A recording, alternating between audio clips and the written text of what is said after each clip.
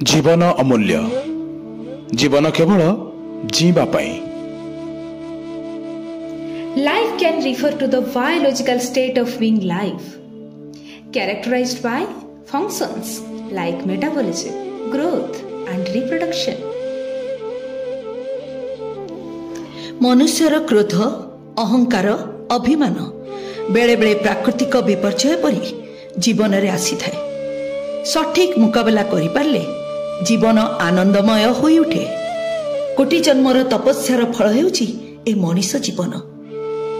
जन्म मृत्युर खेल भितरे आमको सामाजिक दायित्वबोध को साधित करने को पड़ी थाए। पृथ्वीर प्राणी जगतर श्रेष्ठ जीव तो मनीष।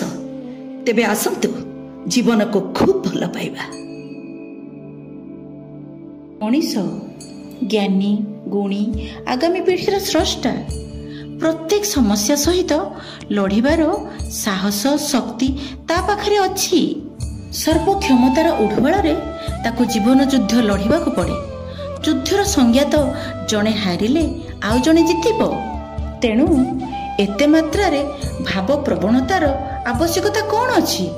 कालीर सकाळ को अपेक्षा न करी आजिर सूर्य किरण को मन भरी उपभोग करिबा। आमर एई अमूल्य जीवन को बुझिबा।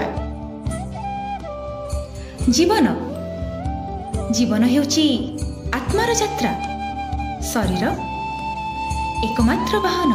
भगवत गीतारे लिखा अछि, वंशासी जीर्णानि यथा वहाय नवाणी गृह्णाति नरोपराणी। धरावक्षरे जीवन एमिति रही थाए। केवल आत्मार घट परिवर्तन घटी थाए।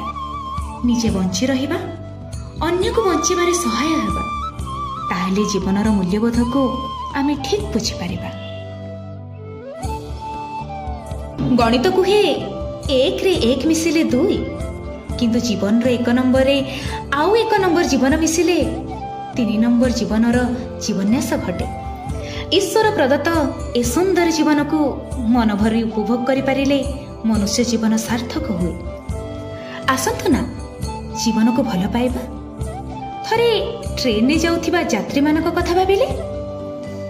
समस्तंकर गंतव्य स्थल गोटिए दिग, किंतु बसिबा स्थान भिन्न भिन्न। किए एसी रे तो किए स्लीपर क्लास रे तो आउ किए जनरल रे। हेले जीवार तो अछि एक निर्दिष्ट दिग को। बंधु समय बड़ा बलवान। आम मन को दृढ़ करिबा। जीवन रे चलापथ जेते कष्टदायक हेले भी केबे भी हारिबा नहीं। जीवन युद्ध रे जुझी जुझी जीवार जो मजा अछि ना, ताहा अन्यत्र कोठी मिलिबनी। तेणु जीवन